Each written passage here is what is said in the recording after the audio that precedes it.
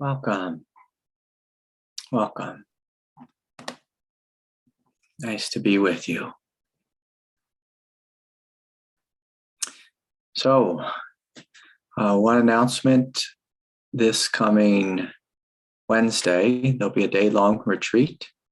I hope you can join us for that. Also, my groups should return to the normal time. As far as the Sunday satsang, I'll do a dual broadcast Sundays with on Facebook and on Zoom. Zoom is always the best way if you want to connect more fully with the Sangha or with me. And so those are the two announcements. So I've been traveling and I'll be making my way back home. So I should return to the normal schedule. So, and a retreat next week. So Wednesday the 6th. Retreat's always a great opportunity for you to deepen or for you to break through if you're struggling with something. And so I encourage you to join us if you can. Also on the books coming up, sometime soon, I should have a link for a retreat July 10th through the 15th at the Kripalu Institute in New England. So welcome to everyone. So I'll offer a teaching here for the next 15 or 20 minutes, and we will have group sharing. And after the sharing, an hour from now, we'll have time for questions for those of you who are new. So welcome. So I invite you to all close your eyes and to feel deep into your belly, into your hara.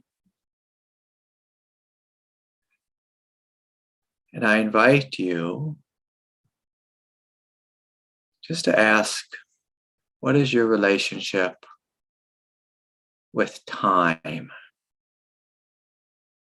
Time.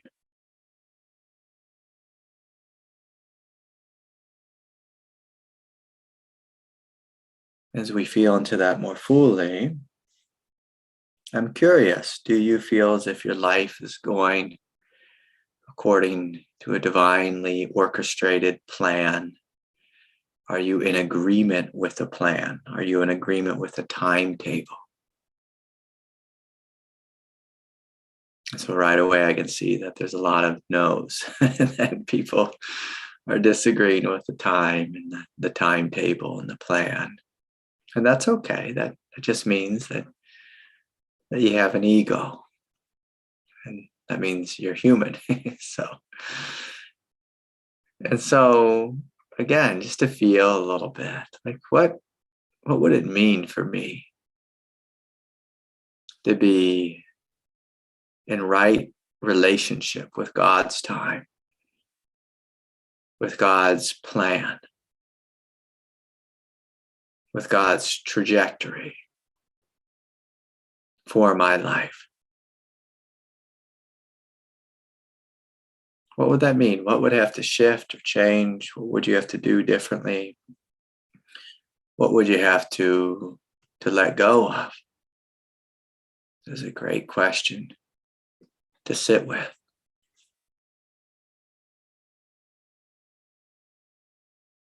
And so if you look inside and you feel into your belly and there's tension there, a tension that comes with a fight that says, no, I don't like this. I don't like my life. I don't like what's happening. I don't like my situation with my landlord, or my situation with my partner or my child or my boss, or I don't like all this Kundalini energy in me that's driving me mad. It's too much, too quick. God, I need you to slow it down or speed it up. This is how the ego responds, as it tends to fight with reality.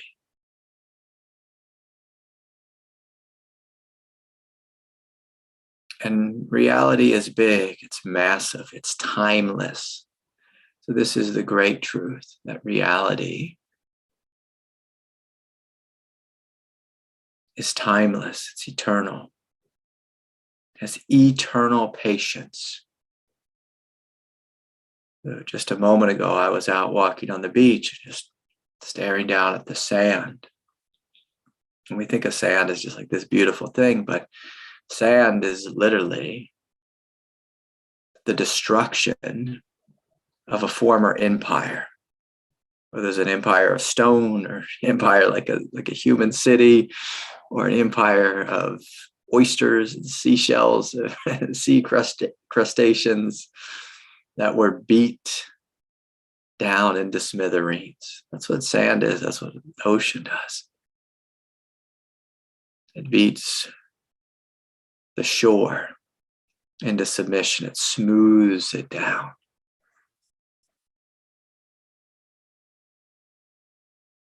And I think that's why so many of us, we love to be at the ocean, because it gets us in contact with eternity. Love to stand on a cliff at the sea and just look out, see the vastness, the immensity. We connect to this aspect of our own true nature. There's a quality of your being that is eternal. That's beyond birth and death, beyond lifetimes. And see, this path is waking us up to living in the truth. That means living in our divine nature. Specifically, it means living in and as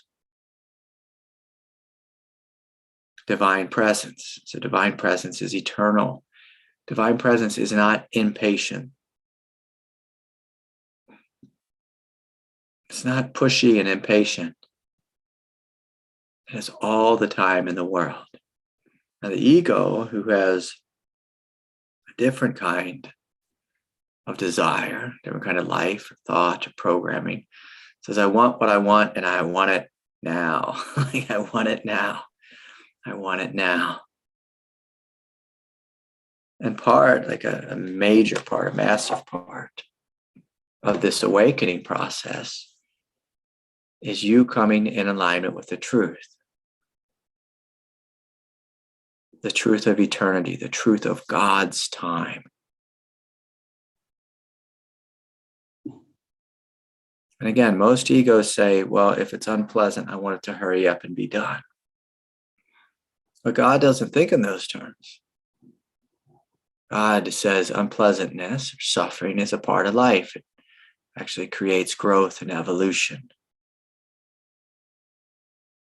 And so in God's time, there's plenty of time for suffering and growth and evolution. In fact, evolution, it really doesn't have an end.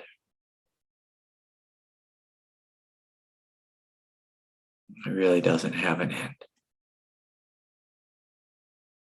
And so, great question. Like, am I in alignment with God's time? Am I relaxed on the path, going forward, knowing and trusting that everything happens for a reason and everything's happening in God's time, and this world is innately perfect in this moment. My life and my experience are perfect. It is as it should be. Or are we saying, arrogantly arguing with God, saying, my life, my experience, my job, my work, my relationships are not how they should be. My mother should be different. My father should be different. My sister should be different. My brother should be different. My partner should be different. My boss should be different. My dog should be different. The weather should be different.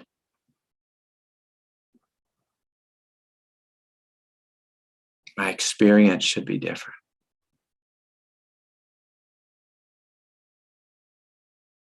And so when we come into alignment with God's time, with God's will,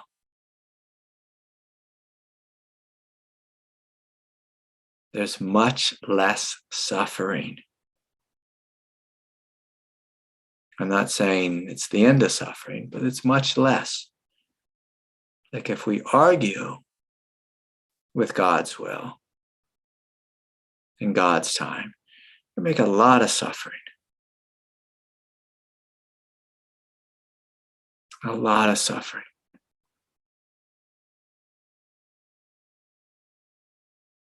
I've met people who live in paradise and they argue, fight with God, complaining for years, decades of their life. Oh, this paradise isn't perfect enough for them. And I've also met people who live in hell and who don't argue with it at all. Who just say, okay, like this is how it is. And they accept it. And because of that, in hell, they experience spaciousness and peace and silence and a sense of freedom within their earthly difficulty.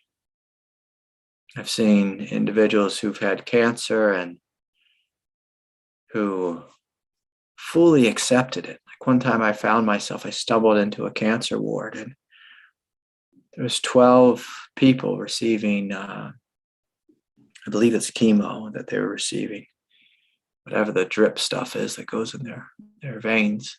And they had absolutely accepted it. And it felt like a heaven world. It felt like a heaven world.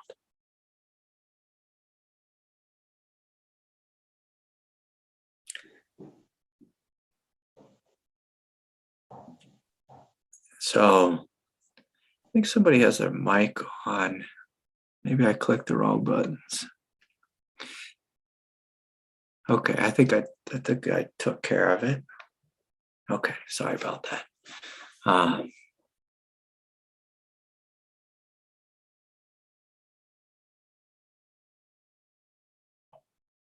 And so when we connect with God's time, there's great freedom. There's an alignment. There's a surrender. But there's also a power. Because in a sense, you're living as a manifestation of God. The more you align with God, the less you suffer.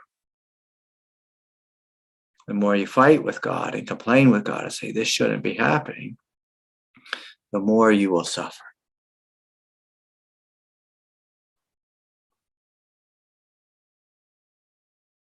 And for me, one of the most frustrating things on the path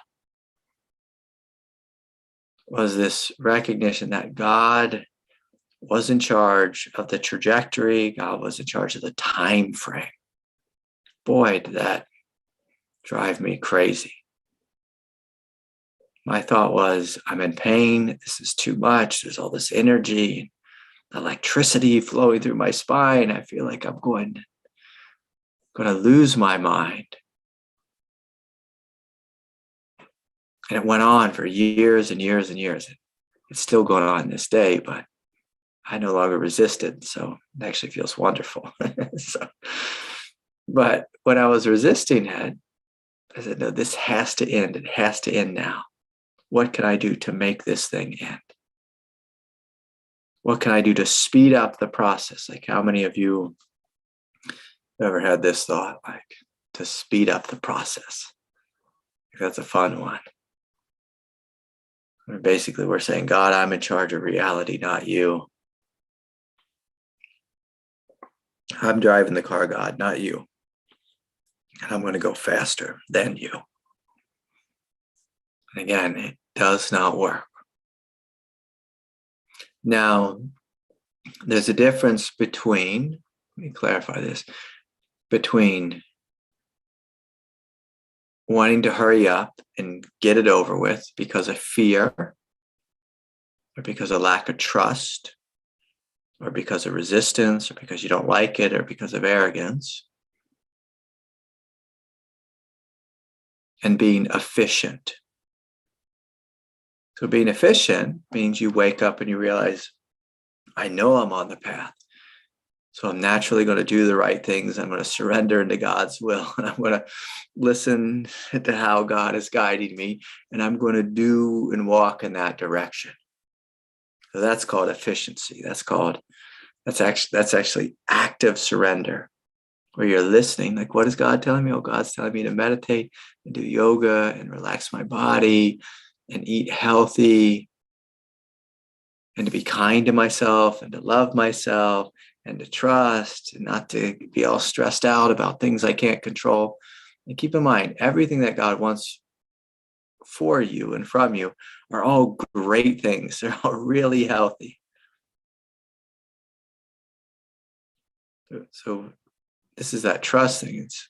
And also just an awareness thing. When you step back and you see, oh, God wants what's best for me.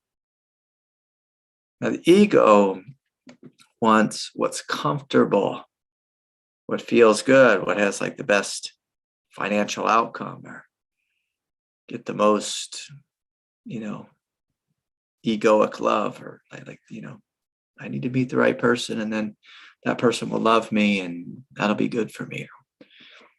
We all know the games of the ego. And the ego games, some of them aren't necessarily that bad. Like sometimes it's just, I want to go to this one particular school. We spoke about that last week. Like sometimes we want to go to one particular school. And God says, nope. Maybe not right now. Like my teenage daughter, she wanted to go to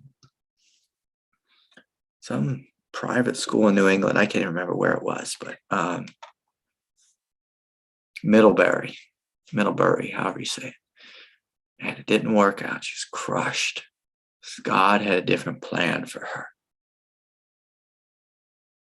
Different plan. And when you come into alignment and say yes to this plan,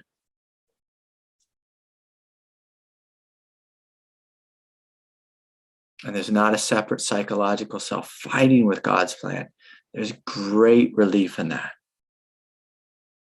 But when we uphold and maintain and justify a separate psychological self and say no, no, no, hell no to God's way, well, then we have a war, and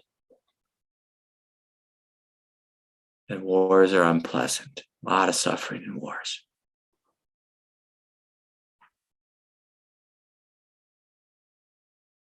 And so one of the ways God breaks our will, our resistant will, is through taking something and drawing it out over an extended period of time.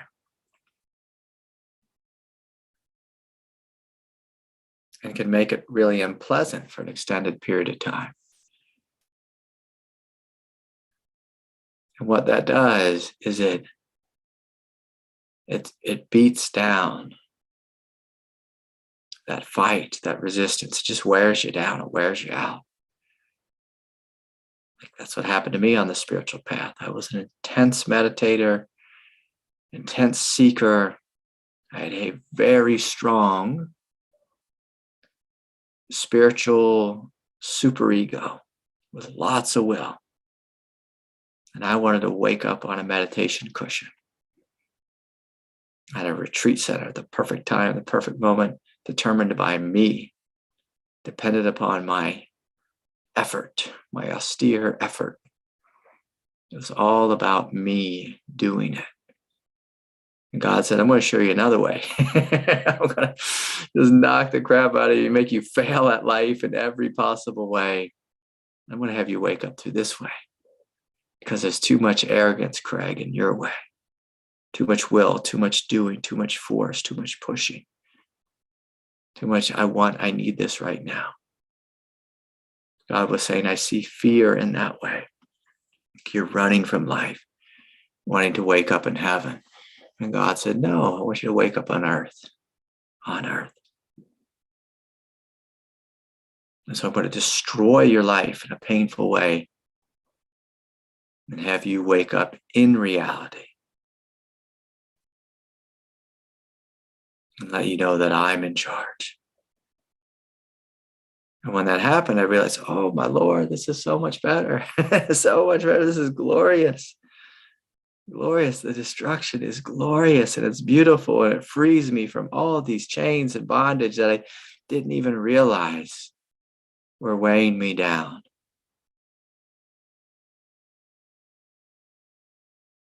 And so to the ego, it seems like hell. Once you break through to the other side, the whole body, the whole nervous system, the psyche is like, oh my God, I was such an idiot. I had no idea it could be this good here on earth. In this reality, and this reality has been here the whole time. This eternity has been here every moment of my life. And I absolutely missed it because I was too busy identifying with my resistance.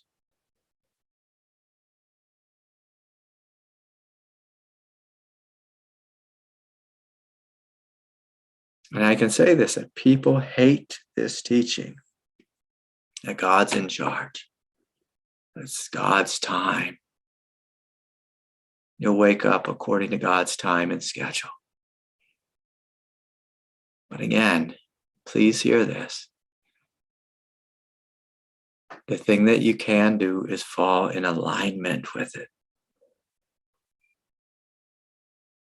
Fall into alignment. Agree with God. And the basics of that are, like if you want the path to be more efficient, meditate, relax the body. Meditation is simply meaning connecting with God, connecting with your truth, your inner nature. Relax the body. Step into an inner fluidity and flexibility. Bend and bow with God. Be humble and open.